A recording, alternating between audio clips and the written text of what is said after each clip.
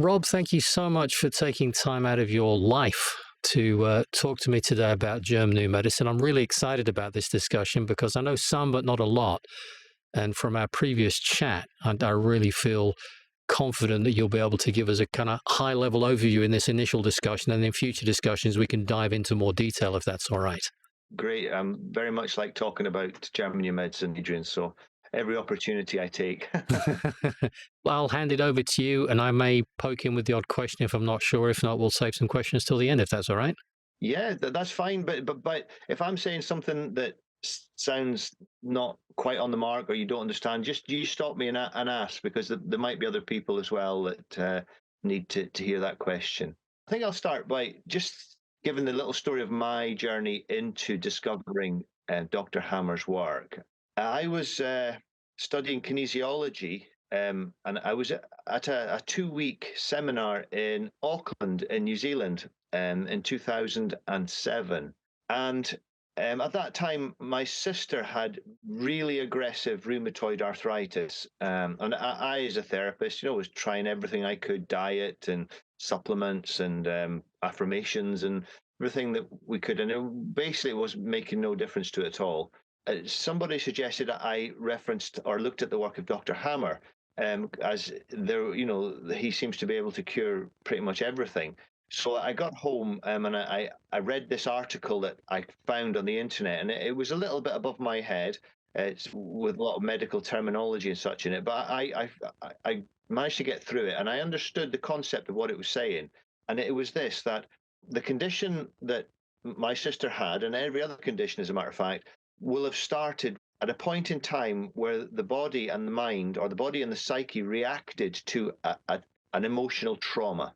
So, armed with little more than that, I took to trying to help my sister, and it was very quick. We just had a walk up the river that I showed you actually today, Adrian. We just walked up this river half a mile. We were just talking back in, I think it was 2007 as well. And but this time I knew what I was looking for, and I luckily just happened to press the right buttons in my sister, so to speak, and there was just a huge emotional outburst. There had been a bit of something that had been plaguing her for some 16 years at that time, and this was the time where it just all came out. It maybe our spirits or something, our energies had somehow she knew at this time it was the right time for her to really have this outpouring and tell of these emotional truths. So she did that, and that was it.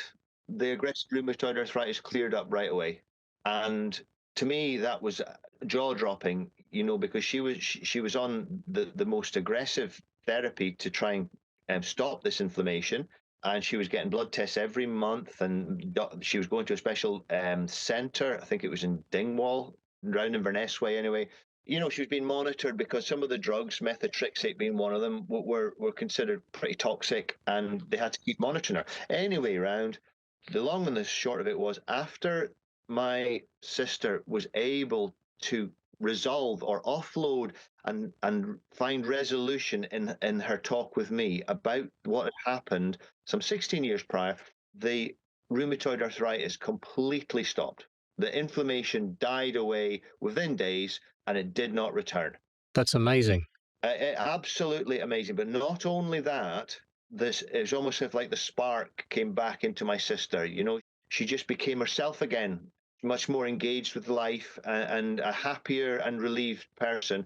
And I mean, happy because she unburdened herself, but also happy because the pain disappeared.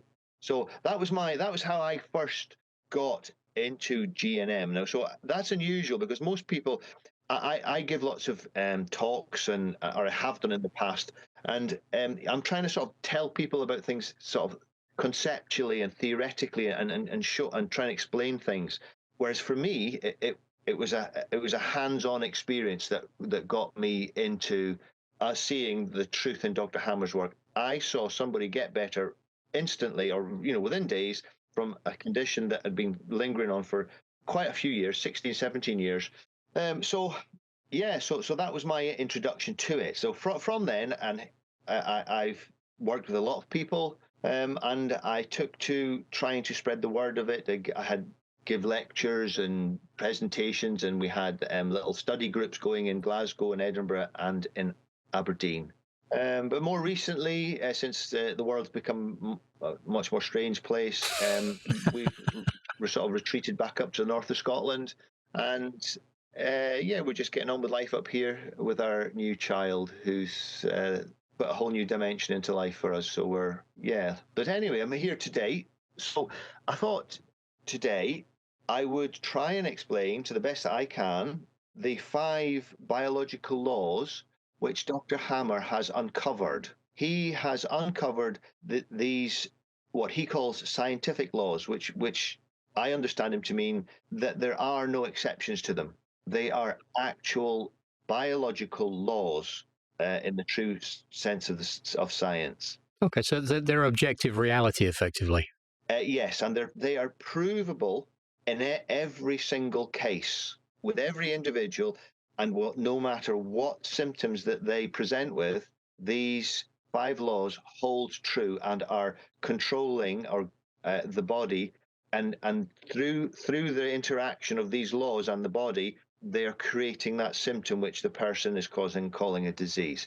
So it happens 100%, with all conditions, and in all times. So Dr. Hammer himself, before, I think he was a extraordinarily intelligent young man. He was the youngest ever qualified medical doctor in German history at the time. He's a doctor of theology, medicine, and mechanical sciences, I think. So he's got a lot of qualifications behind him. And he was working as a doctor in an oncology research facility in a hospital in Germany back in the late 70s. And he got some very distressing news one day when he was at work. And the news was that his son had been extremely badly injured in a shooting accident in Italy. So Dr. Hammer dropped everything he was doing and went down to supervise the care of his son in Italy. And after 2 or 3 months, I forget the detail, his son died in his dad's arms.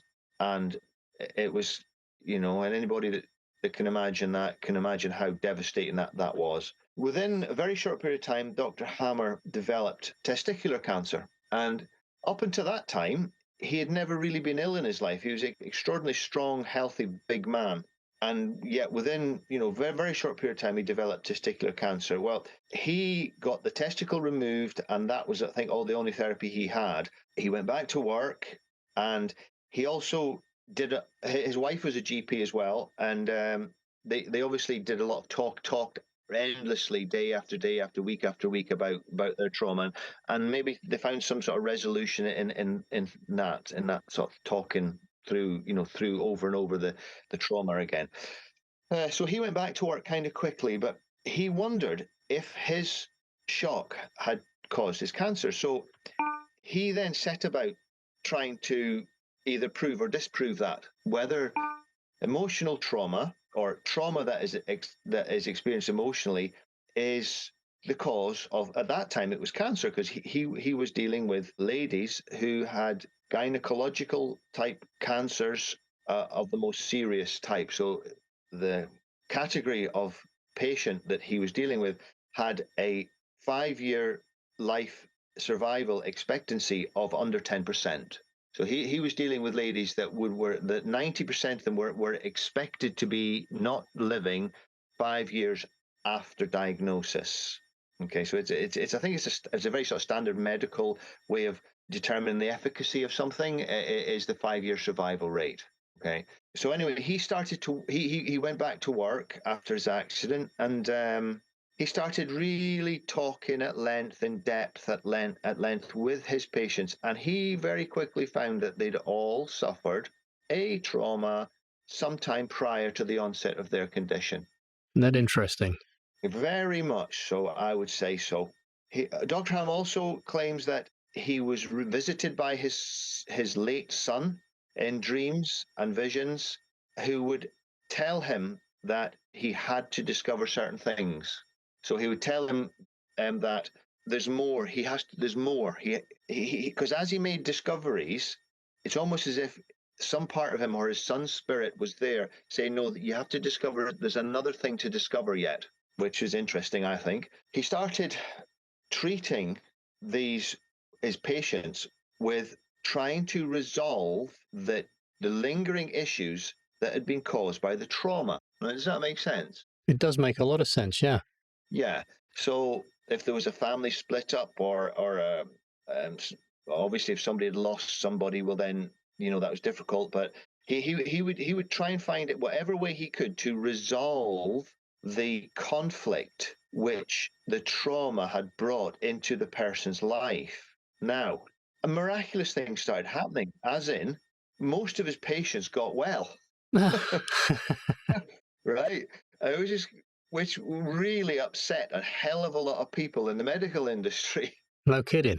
Oh yeah, I mean, it really upset the apple cart. Let's put it that way.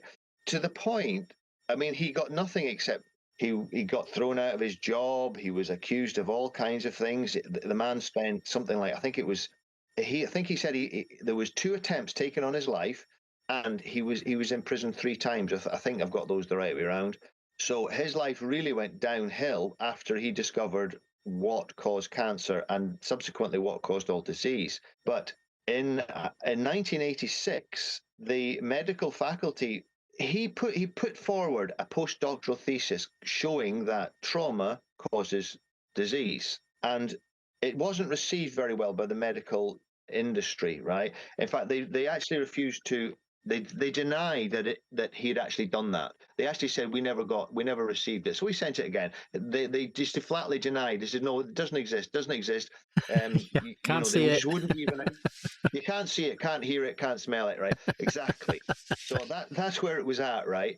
There was some court case around about 86, and well, there's a couple of court cases. One of them, he took the research university just to court, and eventually, by decree of the High Court in Germany, got a court order put upon the college to test his thesis, to either prove it or disprove it. Right, but it still was never done. Never done. Okay. But also he was taken to court, and his medical license was withdrawn for him, not for malpractice, but for not adhering to the accepted methods of medicine. Isn't that interesting? Isn't that interesting? Yeah. And in that court case, and it was a big court case, okay, and in that court case, okay, they had combed through every element of his clinical work, his history, right? And they, at that time, which was around about 1986, okay, they had compiled approaching I think a round figure, I reckon it was 650 cases of women where he had treated with his new method, right?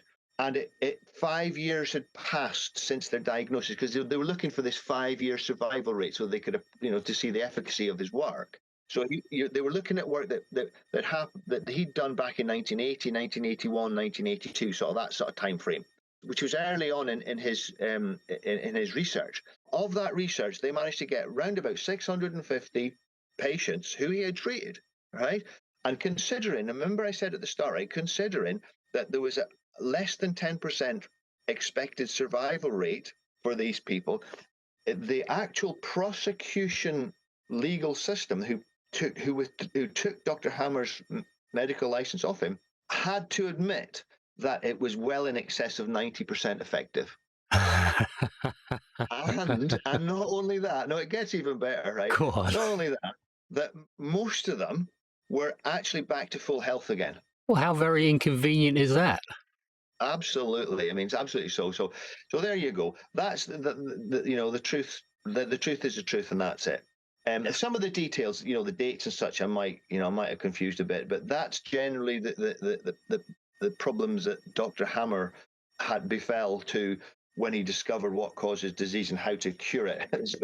So anyway, right. So getting on to it a little bit. So what the first discovery he made was that, and he called it the iron rule of cancer. But when we say cancer, he basically means any disease from the common cold to pancreatic cancer and everything in between, including psychoses, so manic depressives and such as, okay? It starts with a shock that becomes biologically active. The body, or the control pilot of the body, which is called the psyche, it activates this shock. It's almost as if the conscious mind can't cope with it, and the psyche steps in and it starts to do something practical to try and help the organism or the person cope with that shock and overcome it eventually. And these shocks are unexpected, deeply felt, isolative, conflictive in nature, right? They've got these qualities, they're conflictive. Now, I looked up the word conflict, and one of the definitions of conflict is when there are, say, two components within a trauma which are antagonistic, but they're both part of the trauma. So you're stuck between a rock and a hard place in that trauma, right? It's a conflictive situation. It suddenly appears where there is no solution. You're damned if you do, you're damned if you don't. For example, let's say the woman who's standing on the pavement speaking with her friend, and her young child suddenly runs, like tugs up free of the mum, runs across the road. Let's say I've seen a friend or something across the road, right? And all of a sudden there's a screech of brakes and a big thump, and the child gets hit with a car, right? And the woman sees this but can't stop it, right? So she wants to stop it but can't stop it, right? It's 20, let's say it's 18 feet or 12 feet or something where the kid hits the car, right? It's all just too quick, too sudden, and she couldn't practically resolve that problem there and then. So what happens is the psyche steps in, and instantly a part of the brain is activated to do something biologically to help that woman resolve that unresolvable situation that she faced that second ago. And in an instant, three things happen. The psyche perceives the shock. The brain registers that shock is processed in the most appropriate part of the brain, and the organ or tissue that's connected to that brain, right, that part of the brain, starts to adapt in a predetermined way, right? So the woman, go back to that example of the woman sees the child tugs free, gets hit with a shock, right? The child's lying on the ground and the child's ill, no, unwell, it's been injured, right?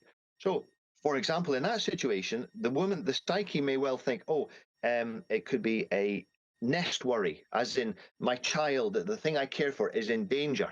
Its life is in danger, for example, right? So that could the psyche could, it would be expected, let's say, that the psyche would process that in the cerebellum, and a glandular breast cancer would develop. And the purpose of that glandular breast cancer, according to the work of Dr. Hammer, is to increase the milk-producing glandular cells of the breast, which she associates as the one she would feed her baby with.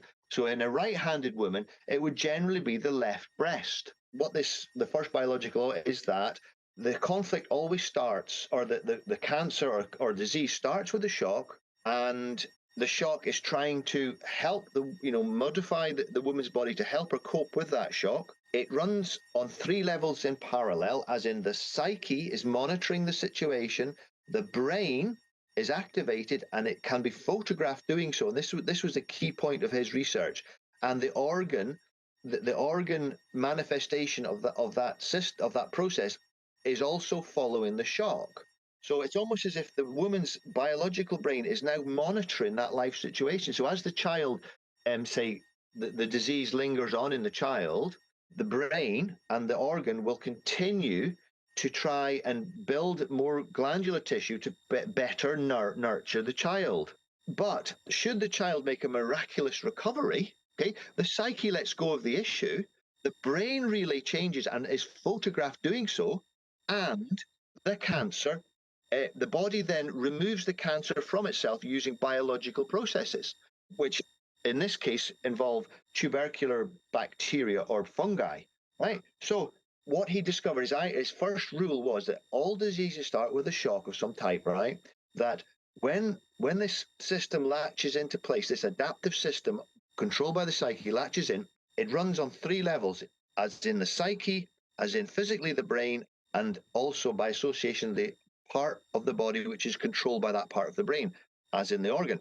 And that's right. And what's the third one? There's another law. I forget the 1, 2, 3. The third law is that it runs in parallel. So if the life situation improves, then the symptoms improve. If the life situation deteriorates, the symptoms get worse.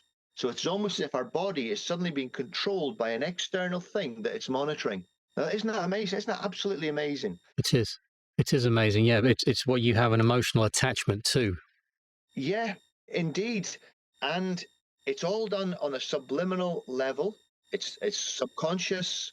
It's not a conscious process. The psyche is inherent within the brain, and it's not a conscious mind. Don't think of it like the psyche is your unconscious or your dream world or anything. It's below that again. It's your biological brain. So that's really the best I can put words onto it today, right? That's the first biological law. There's a shock, the psyche latches onto the shock, and then this is why he was able to say that my discoveries are true, objectively scientific discoveries, because when we register one of these shocks and you do a CT scan of the brain, you actually see the brain which has been activated.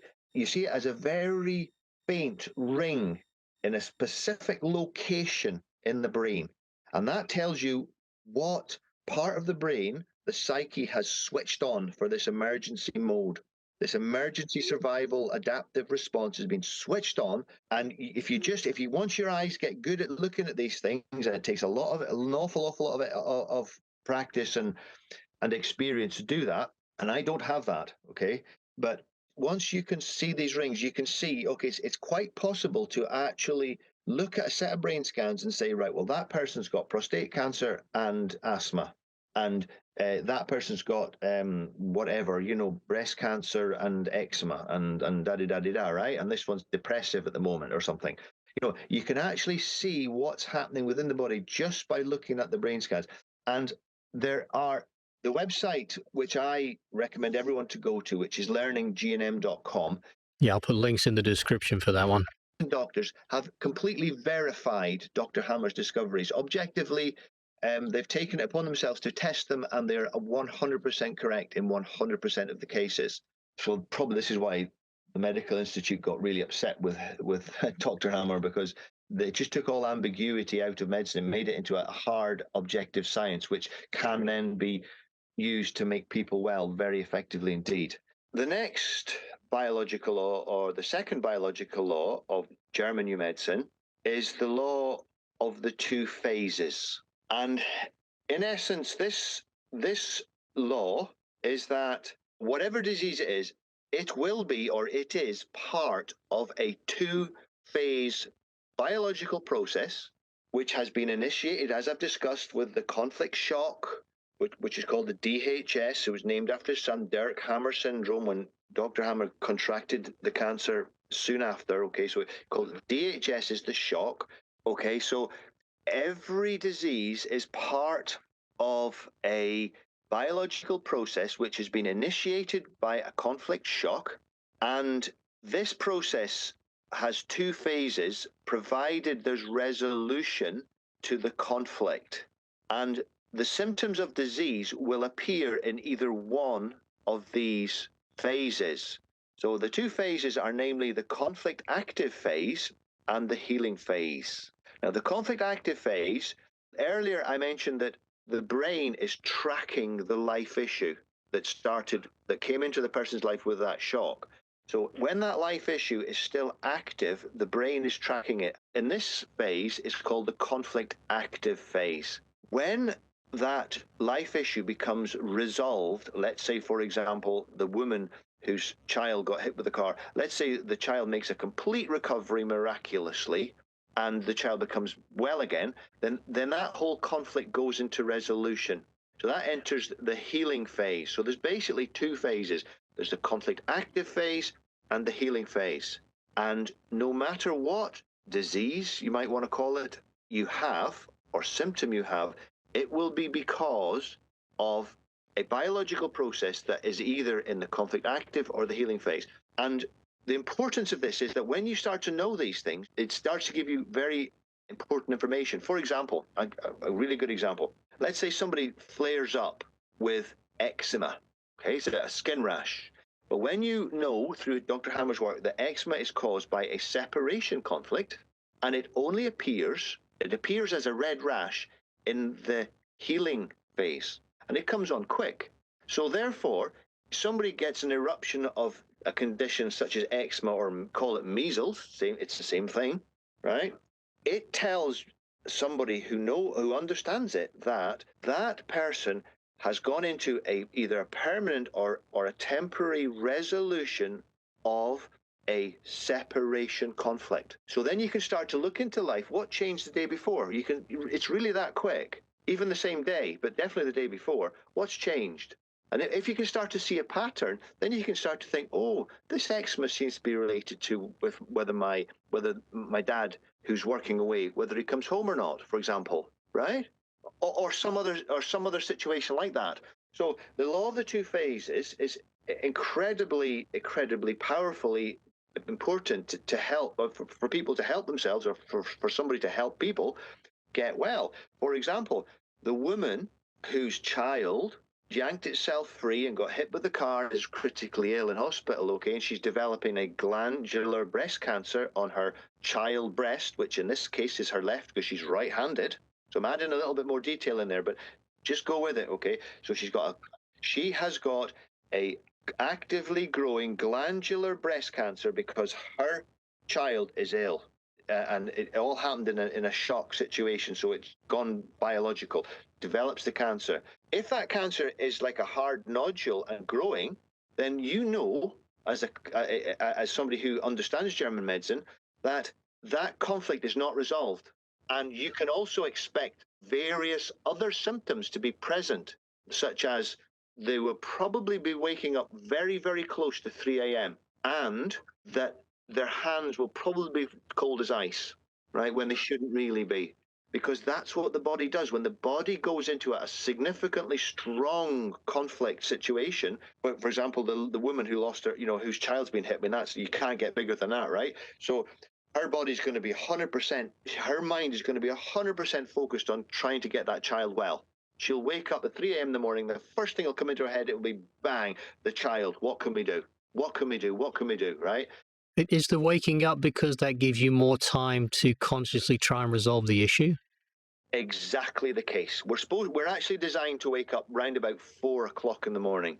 We should go to sleep round about 8 and wake up at 4, right? But waking up at 3 gives you that extra hour to get resolution to the conflict, because these things are, in nature, these things are life and death. These are not trivial things. These are life and death, right? Okay.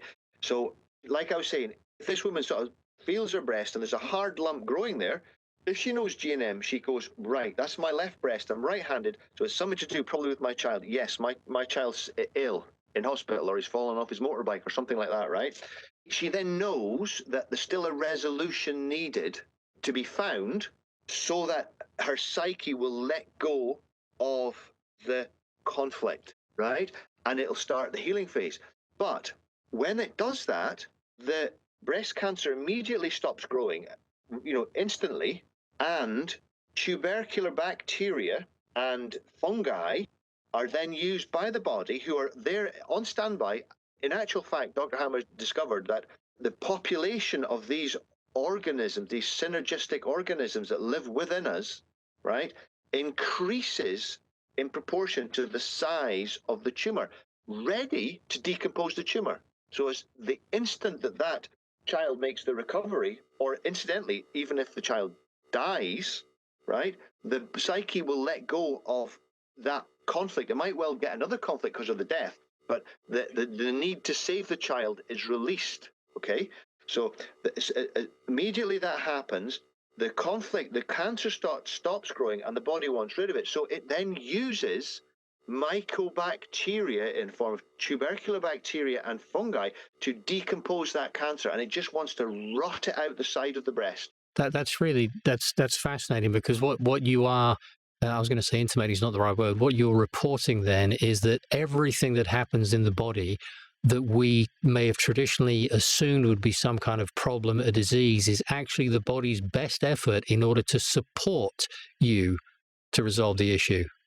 Absolutely 100% correct. That's 100% correct. The body is trying to biologically give you the best chance it can at resolving that biological issue. But I'll add one thing, from the evolutionary context within which it developed this reactive capability. Right. And we're dealing with a whole bunch of different circumstantial stuff right now, but the body can only respond in the way it's pre programmed to respond. That's right. And all brain relays that are in the brainstem and the cerebellum, which are the old parts of the brain, evolutionarily speaking, they date back to, reptiles and before them, right? They all create when they become active, they create adeno or adenoid cancers that grow. Hmm. And I guess the idea then in the breast, in this particular example that you've been talking about, An adeno or adenoid type. Prostate cancer, for example, breast cancer, lung cancer, bowel cancer, pancreatic cancer, liver cancer, most stomach cancers. All of these things are controlled by the old brain. And back at that point in our evolution, which would have been our early evolution, because that's the reptilian brain, as it's called, the reptilian brain, as millions of years ago, and I don't know how many, but it's a long time back, right?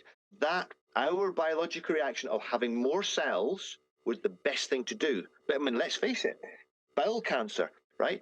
If you have more cells, more, let's say, secretory cells developing in the stomach. Did I say? I mean, bowel cancer. I meant to say bowel cancer, right? So the general theme of most of these types of cancers which develop out of the brainstem are morsel conflicts. So a morsel is like a precious little piece of food. But if that morsel goes bad, right, or it gets stuck in a wolf's digestive system, the wolf will create an adenocarcinoma directly above that stuck. Say it's a shard of bone stuck into the lining of the small intestine somewhere, right? It will create an adenocarcinoma of a secretory type, which will actually practically produce more digestive juices to free that shard of bone so that the wolf can pass it, right? So the actual biological purpose of it will have been achieved. The shard of bone will be digested enough to pass, right? And then the cancer will be resumed by the body. And the wolf will be a bit out of sorts for maybe a few days, but it'll be fine again, okay? But in man, we have what's called associative thinking. Yep. Yeah, you get me. So the septic morsel, the bad morsel, the shard of bone, right, might be a divorce case, Yes. right? Or an Or argument. it might be getting your access to your child Yep. denied by the social services, for example. Yep. Yep. Yep. Right? Yep. Yep. Okay. Now that'll stick in your gut, but only sort of associatively or metaphysically, you might say, right? Still, the body does the same thing. It creates the bowel cancer, right? And the process proceeds, and that bowel cancer will grow in accordance with how the psyche perceives the event is progressing. So let's just say the court cases are dragging on and on and on and on and on. Well, the bowel cancer is just going to keep growing and growing and growing to try and help you digest and get rid of it. Okay, so anyway, so where was I? I was on the two phases. So basically, okay, there's two phases to the process, okay? There's the conflict active phase and what we call the healing phase. And let's say what early doctors would have called cold diseases. See, doctors back in the day, let's say 50, 100 years ago, they would have said a hot disease or a cold disease. And if the person had cold hands, well, it would have been a cold disease. But if you're running a temperature and you can't get out of bed and you're sweating or you're fevered, right? That will be a hot disease. Now, hot diseases are all diseases which are symptoms of the healing phase or the second phase of the two-phase process. So therefore, I'll give you a really good example. Intraductal breast cancer. About 90% of all breast cancers, and let's face it, every woman is tortured into going to have these scans or these vans driving around the town telling everyone to drop their top and get the photographs taken just in case, right? The vast majority of these cancers which do get diagnosed are actually intraductal breast cancers. Now, intraductal breast cancers affect the duct within the breast. They do not affect the glandular tissue, which I've already discussed with you, right? It's basically the duct which takes the milk from the gland to the nipple. Now, that cancer only becomes apparent the day after the conflict resolves. So, the day after, the breast swells right up like a melon. Bang. It's gone hard. It's painful. It's tender. The nipple might even recede back in a bit, right? The breast swell up. Oh, alarm bells ring. You run to the doctor. Oh, what have they got? They say you've got breast cancer. But what Dr. Hammer shows us is actually no. You've actually got a healing symptom. And your body now is just trying to repair the lining of the milk ducts because you have overcome that emotional trauma or that lingering issue in life, right? And it is a separation type of conflict which causes it. A separation. Either feeling that somebody has been torn from your breast or feeling the need to tear somebody from your breast who you don't want there, right? Like a child who won't leave home and he's like 28 or something, right? And he just annoys the hell out of you, okay? That kind of thing. When the child does leave home, then the appropriate breast will swell up and it will be diagnosed as intraductal breast cancer. What Dr. Hammer's research tells us is that, well, that's the second phase of a two-phase program, and you're in the healing phase. So this is what's going to happen. Bang, bang, bang, bang, bang. You're fine. You don't need to do anything. All you got to do is do not worry about anything at all. Because as he says, worry is the biggest killer. In fact, he actually says doctors and worry are the biggest killers, right? Because they create worry, and when you then have a symptom out of that, they do even more damage on top of that. So, you take your chance, really. You that's your own decision. It's a life decision, but you're best making one from an educated standpoint for sure. So what have I got so far? In some depth, I've said that firstly, diseases are caused by shocks, and the second thing I've said is that once this process starts, it's a two-phase process, provided there's resolution. Oftentimes, a shock can last a full lifetime, and it's never resolved. It does us no harm at all. Okay, and that's just the way it is. The third law that Dr. Hammer has uncovered for mankind is what is called the ontogenetic system of cancers and cancer equivalents.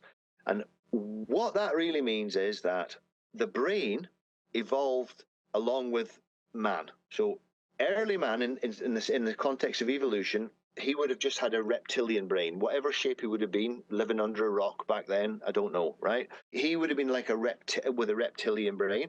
Then that developed into the development of a more advanced creature, which had a midbrain.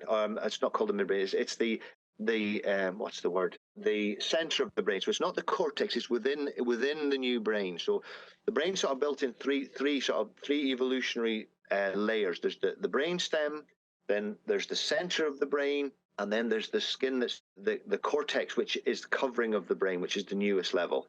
And that the conditions or the diseases, if you want to call them that still, which are generated by these parts of the brains when they get activated by the psyche because of a life shock, okay, the diseases change. They're different. So if it's the old brain, you will have you'll have an adeno or adenoid carcinoma cell proliferation when the conflict is active. Okay, if it's in the cerebral medulla, which is the mid part of the three I talked on, you then get tissue loss. So bone cancer, for example, that's a classic one. When that conflict's active, the bones become porous. They become weak. The bone tissue is disassembled by the body. And then would that be something to do with support because you're feeling a lack of support because the whole skeletal structure is about support, isn't it, amongst other things?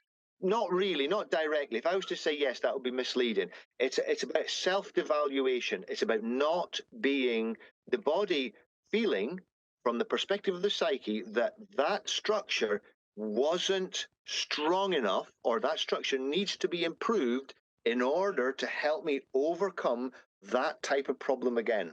That's what the process which is going on with the cerebral medulla. And then in the cortex, we're talking about tissues like the ectodermal tissues of the skin, so your top layer of skin, or the lining of the breast glands, like I've discussed with you, and various other ducts and such in the body. So it's ectodermal tissue. That, amongst a few other things, is controlled from the cortex, or the newest part of the brain. And the newest part of the brain specifically is the thin layer, a few millimeters thick, that covers the whole of the brain. So if you look at a picture of a brain, you're actually looking, all the big bubbly bit on the top is the actual cortex. Within that bubbly bit is the medulla, and then underneath it all, stuck up the back end, if you like, is the reptilian brain. If you're looking at a picture of a brain.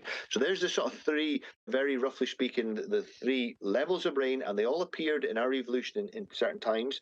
And what Dr. Hammer has given to man is that all tissues involving the top layer of brain, the cortex, the bit you see at the top, they are the most recent parts of the brain. They are the most complex traumas. So they're usually interpersonal traumas. The middle part of the brain, which is the medulla, which controls all the skeletal tissue, everything that's attached to a skeleton. So that's muscles, ligaments. It controls the blood, it controls fat tissue and stuff like that, right?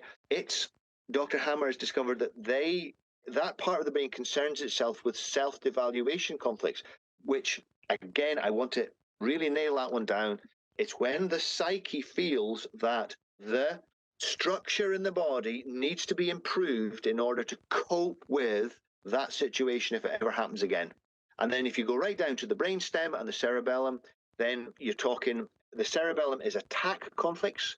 So if we feel attacked, let's say we're 16 years old and we look in the mirror and we attack ourselves, we say, I'm not good enough looking, because at that time of life, how we look and our attractiveness is really important, right?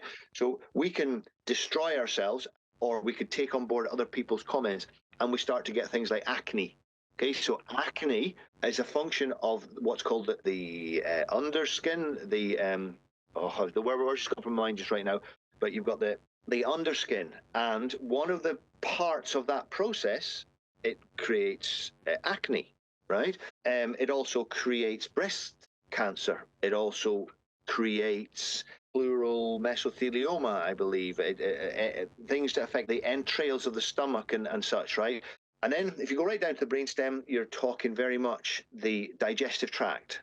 So there you go. If you just look, when you understand the brain as a map, you can see, right, if the conflict, you look at the CT scan, you see the conflict there, you know exactly, okay, that is this, it's this type of conflict, it's going to do this, this, and this, and this.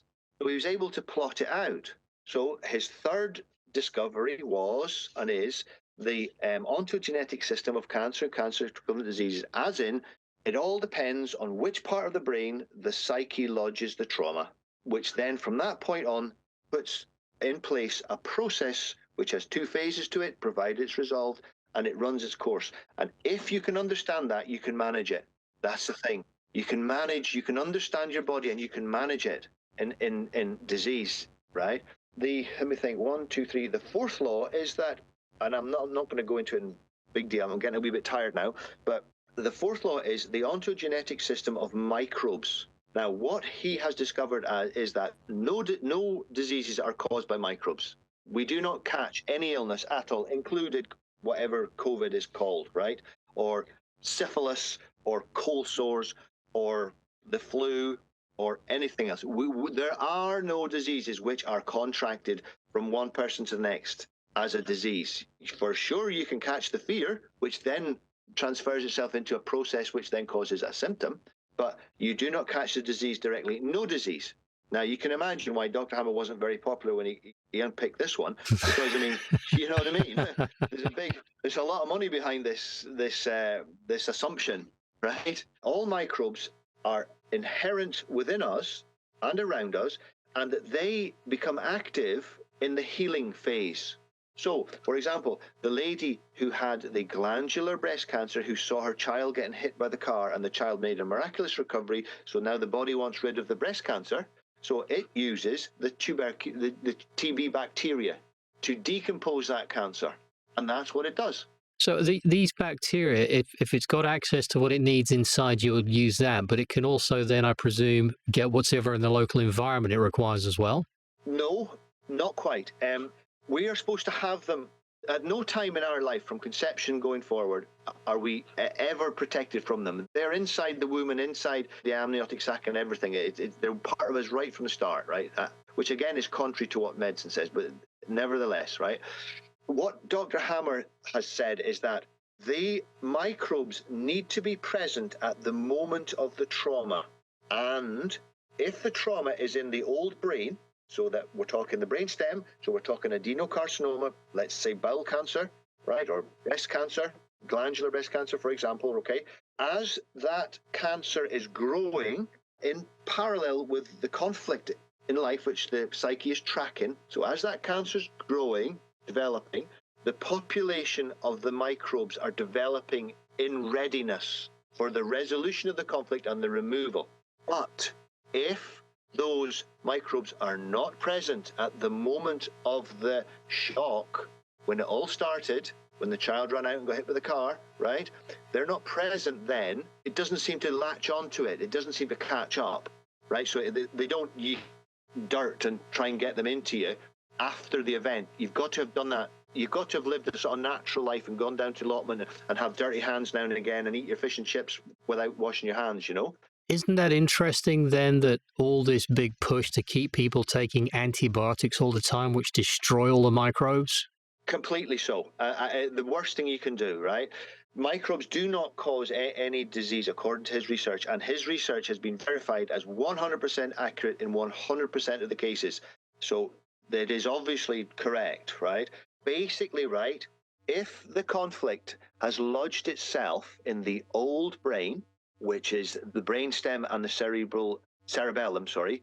So if any of those two brain areas, the bacteria, there will be, when it goes into healing, the body will use the bacteria and fungi to do the healing. So these organisms, microorganisms, help the body. They're symbiotic in the healing process.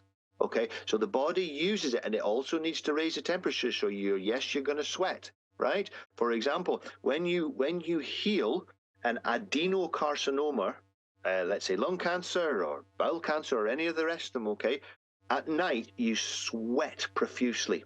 If it's big enough, you will wake up with absolutely sodden sheets, and you'll be running a fairly decent, not a high temperature, but you will be running a temperature, and you will be sweating, especially in the chest, neck, back of the neck, head area, okay? Because this is the excretory pathway for the waste products of the TB bacteria. So when the TB bacteria is devouring the cancer to get rid of it, they want rid of it, and it comes out through the sweat. Because that's really interesting, and it's always the case, right? So the ontogenetic system of organisms, right? So if, for example, it's a biological process which previously was called a disease, is controlled from the cerebral medulla, then you're going to get other bacteria, and I'm not really up on these, like staphylococci and streptococcus and all these different words you hear them being said to you in the doctor's clinic. Well, these become active in healing. So they help the healing process. So the worst thing you can do is try and destroy them. It doesn't help. But your body, again, always tries to help, right, Adrian? It's like, if it can't get rid of it, it encapsulates it, and it just sits there and does nothing. So it's no big deal. I mean, yeah, it's a big deal. The best thing to do is live natural, get the allotment, get plenty of muck into your mouth, make sure your kids run about in the dirt, live naturally and stress-free best you can. But if something should happen to you, unexpected, deeply felt, isolative, right, and you develop something, when it goes into healing, if you've been living naturally, you're in a much better place to heal it naturally. Yes. Because you'll have those microbes inside you. Yes. Gotcha. Yeah, makes so much sense. Yeah. Yeah. So that's the what we would call the fourth biological law, and hugely important, because okay, somebody comes to you and they says, well, I'm sweating every night. Oh, When did that start? Well, do you know what? I don't remember. Well, let's try and remember. Let's really try and remember when that actually did start. And he goes, oh, scratches his head for a minute. He goes, yeah, it was when we came back, when I went on holiday. The day after, in fact, the very day I arrived in wherever, right? And then you can say, so what happened? And then you can start to understand what resolved the day before. You see, and then you think, oh my God, that was that big deal, a big argument with over when my dad died, and we were all fighting over the will or whatever it was, and then it was like, oh, right. So you can start to understand how your body was reacting to life. It's hugely empowering, and also can be very reassuring, because guess what? Most conditions that we go to the doctor with are healing symptoms. Yeah.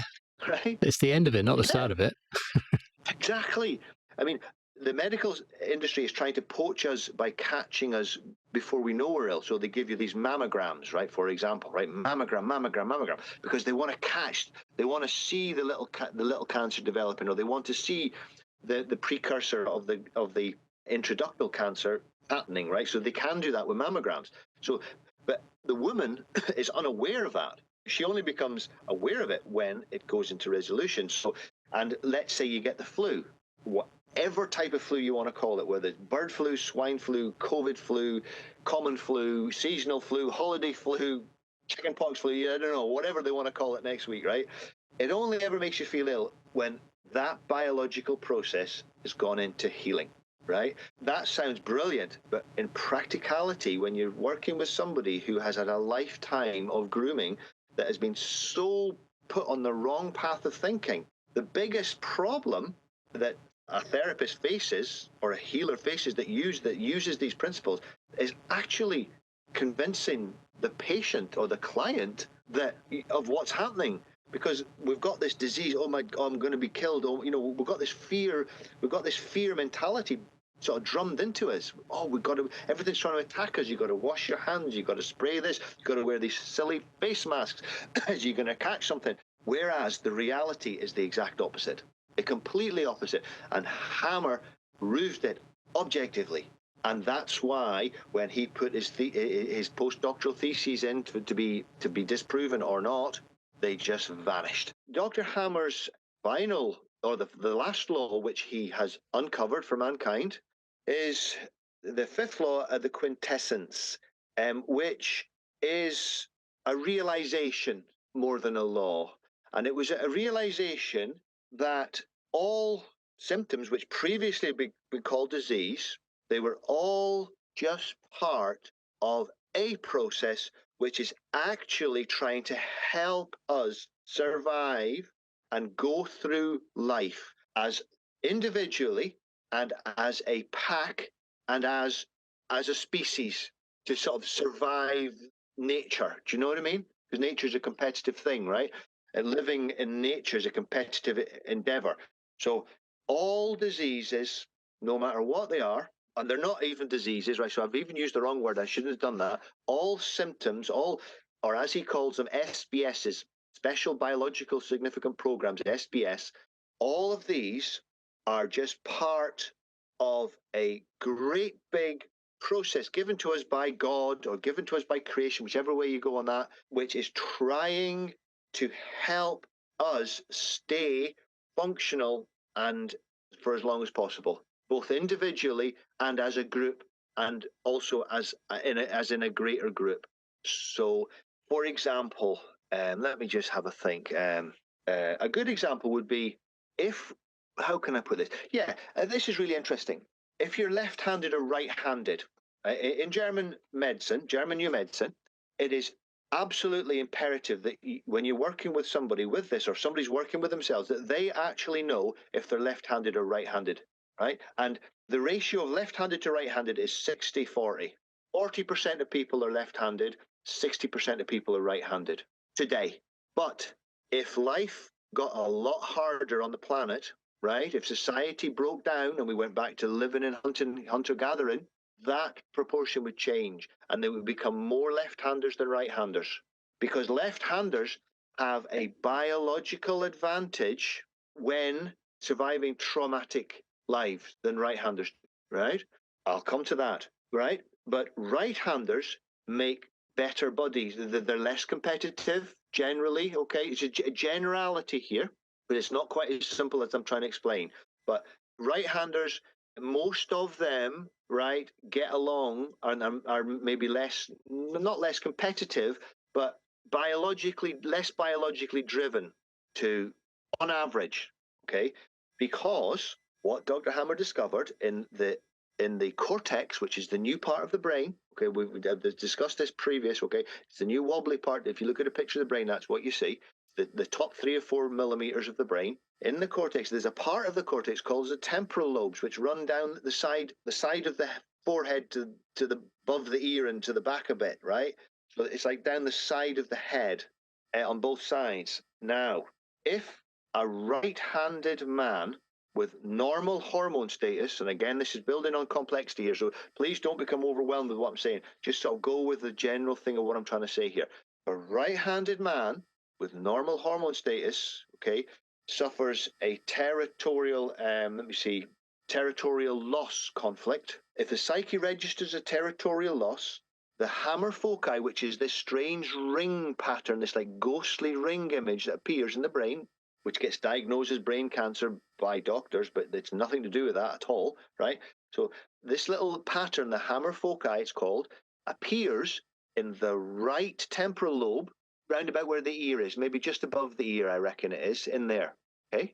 So if that right-handed man suffers a territorial loss conflict, or the right-handed wolf, the right-pawed wolf in nature, suffers a territorial loss, the conflict will impact on the right temporal lobe. And from that time on, his testosterone level will be reduced. So he will become either marginally or grossly estrogen dominant for as long as that conflict is active. And it can be all in his whole life, right? But if the same conflict is experienced by a left-handed person or a left-handed wolf, that conflict invariably is transferred to the exact opposite relay, which would be the pulmonary vein. I think it's a pulmonary vein. I could be wrong there. I'm just a little bit tired now, but it's the pulmonary vein and the cervix, thinking women, right? So the conflict appears in the pulmonary vein. Now, the biological consequences of that are massive because, right, when that conflict goes into resolution, the right-handed man, if the conflict has been running for a period of time and it's a pretty heavy conflict, and it goes into resolution, the healing phase, because remember I said that everything has 2 phases, well, the healing phase will invariably kill the person of the right-handed man. He will actually die of a coronary artery heart attack. If the conflict's been active for over 9 months, for example, well, that's one of the criteria. If it's been strong and active for over 9 months, then when that goes into resolution, that individual will die of a heart attack. And there's no other way about that. And death actually happens in the brain. It's got nothing to do with the heart. The heart is just stuck on the other end of the part of the brain that's going through this trauma. And it's fluttering and bashing and bouncing about in the chest. But the heart doesn't die because the heart can't cope. It's the brain implodes on itself or explodes into itself with pressure, right? But the left-handed person, he gets a symptom which is much milder. Okay, so when the left-hander suffers that conflict, not only is the healing symptom much milder, it also increases his testosterone level to help him overcome that territorial conflict. You see, so even nature's even using right-handed and left-handed. So in a time in humanity's existence where people that are more aggressively competitive and aggressive would be advantageous for the species, then they would predominate. Whereas in a time when we all live under rules that we abide by the speed limit or whatever it happens to be, whether it's lawful or legal, who knows? I mean, I'd love to learn that, right? But all of these structures that we live within now keep us kind of under control, as we're learning through what the WHO and the WF and all these people are doing to us, getting half the population to commit suicide because of of assumptions and presumptions. At the moment, it's mostly right-handers, right? But that hasn't always been the case, and that there's a reason. There's even a biological reason how the body, everything about that body is designed by evolution and nature and God, whatever, right, to help humanity continue, to help life on this planet or plane Right? I'm so sorry, I'm not even speaking nowadays. I don't know what's what. But it's like to help this life, wherever it is, on the flat thing or on the round thing, right? To help it go forward. Yeah, I've found a better word to use right now is realm. Realm. Yeah, that's a good one. Realm. In this realm, right, our bodies are trying to help us individually, as a group, and also as a species to perpetuate this thing called life through time into the the future, right? And the body's the huge part of that. So the quintessence, the fifth law really pins that down in that everything, no matter when you really start to understand it, why the body's doing it, you realize it's actually trying to help you every time. And like Hammer says himself, most secondary cancers are caused by the diagnosis shock, right? So that's interesting, right? Whether or not it's self-diagnosis or diagnosis by a doctor, right? Even if you find a lump yourself, you might take a sudden heart, you might go, oh my God, I've got a lump, I've got cancer. Oh my gosh, oh my gosh, right? And that would then probably cause lung cancer as a secondary. All incredibly interesting. And in these strange troubled times that we live in, it's just, I mean, I've been sitting here for some years now, ever since this has been going on, and I've just been sort of screaming at the computer, screaming at YouTube and screaming. I don't have a television, thank God, but whatever, anything that'll stand still long enough for me to try and explain the truth to, right? I say these five simple laws, if mankind could just get a grip of this, a thing called a pandemic or an epidemic or whatever, right, would cease to exist. It would just become a joke of the past, right? And we would also be able to see the mechanisms and the organizations which are peddling this fear for what they are. We would get ourselves out of this mess pretty quick if people knew this. It's kind of occulted, if that's the word. No, that's not the right word. It's hidden. Well, that's what occulted means, hidden. Is that what it is? Right. So it doesn't want to be hidden. Hammer tried desperately all of his life to try and get it made public. It got him was imprisoned and attempts made on his life, right? And he was ridiculed by people who he had made a fool of, basically. This information is the core of where we are. It is the most important thing that we could ever know at this time. Because when you understand this, and let's face it, it's not difficult to sit down and prove it to yourself. If you're really careful, you can prove all of your own symptoms. You can actually prove it to yourself again and again until you believe it, right? And then it starts to speak. It's like the elephant sitting in the room suddenly becomes visible, and you cannot avoid it, and everything changes, and your perspective on life changes. Even your aspirations within life change. You start to realize, man, this job is not worth me dying over, because this, or if I've suddenly got angina and I've only had it for a couple of months, right, about a dispute over the garden boundary with the next door neighbours, because that's what could happen, right? You start to think, now if I keep this angina going pretty strong for 9 months, so if I resolve it, then it's going to be a fatal heart attack. Then you start to think, I think I'll just write him a letter and say, listen, you can have that patch. You can take that piece of garden. It's a present. And you sort of take the power back to yourself that way, and you get rid of the conflict, because you start to get a different perspective on things. So German new medicine came into my life in 2007, I think it was, and I'm still as excited about it today as I was then. It's just the most incredible reality that nobody is seeing, and it's not only in front of us. It is actually us. It is actually the mechanisms with which we see things. It's the eyes. I mean, I had perfect eyesight until 2 or 3 days after I got a phone call saying my dad had pancreatic cancer. Right, my eyesight went right, bang, and he got pancreatic cancer because he couldn't settle his will. Bang, right. Do you know, it's just bang, bang, bang. It's just all so incredibly, the body, when you understand it, you start to be able to manage it. You're not lost in sort of assumptions about, well, is my immune system, because what Dr. Hammer proves is actually we do not have an immune system. We have a system which is trying to keep us alive, but it's not trying to keep us immune from anything. In fact, all of the things that we're supposedly immune from are actually supposed to be within us, as in the bacteria and the fungi.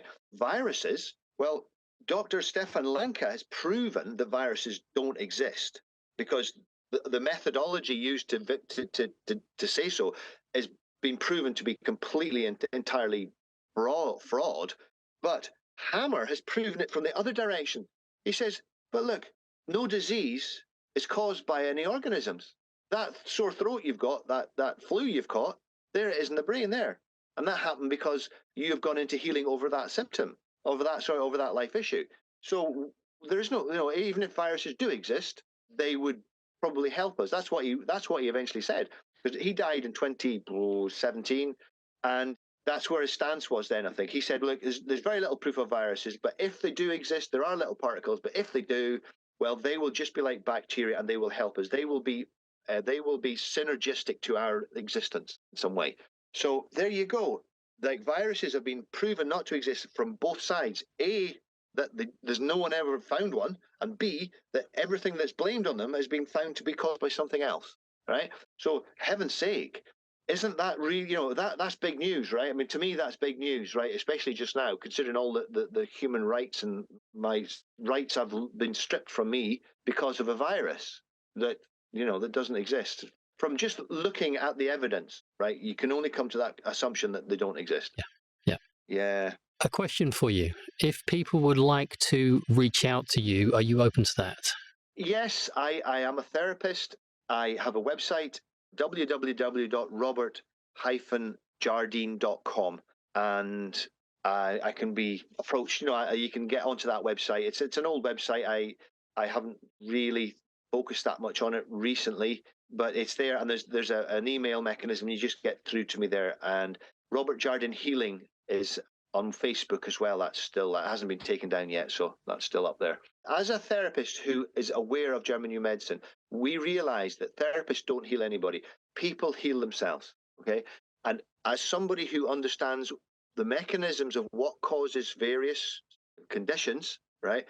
My job is as a guide to try and guide you through your life, through the life you've experienced, to find the things in it which are causing the problems that you're trying to overcome today.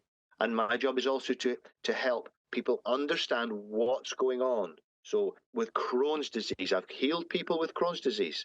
With Crohn's disease, you can start to understand when what the triggers are, what things has your psyche attached to that event, because that's what allergies are.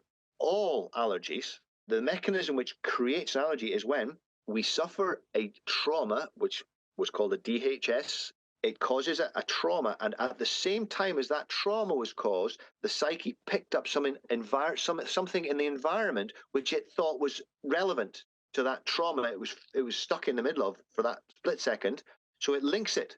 So therefore, that thing from that time on a completely unconscious level, that pollen will be perceived by the psyche as a danger, or will be perceived as a psyche as something related to that trauma. So it reactivates the trauma. Then you get the runny nose because it's a stink conflict. A stink conflict is when an animal, there's danger, and it uses its sense of smell to smell the danger, right? So if you get a stink, and a stink conflict is like something disgusting, horrible. It's something, well, Hammer called it a stink conflict because something smelled bad, something smelled dangerous about this situation, right?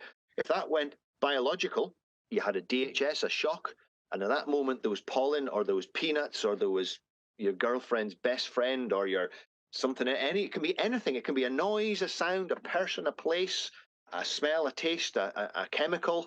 It be linked to that, and then from that point on, that chemical triggers that on a subconscious level. It triggers that trauma, which then triggers the two-phase process. When it goes into healing, you get the runny nose and the sneezing, and that's what hay fever is, for example. It causes anaphylactic shock, so you get your peanut allergies. Everyone's frightened about that, and they don't say what causes it, and what the cause of it is that the trauma that the peanuts were associated with, because peanut molecule must have been in our sensory area of the mouth when the shock happened. If you resolve that trauma, if you can find out what that trauma was and resolve it, you suddenly lose the peanut allergy completely. I mean, I've worked with somebody, I've actually worked with a violinist, right, who was allergic to rosin.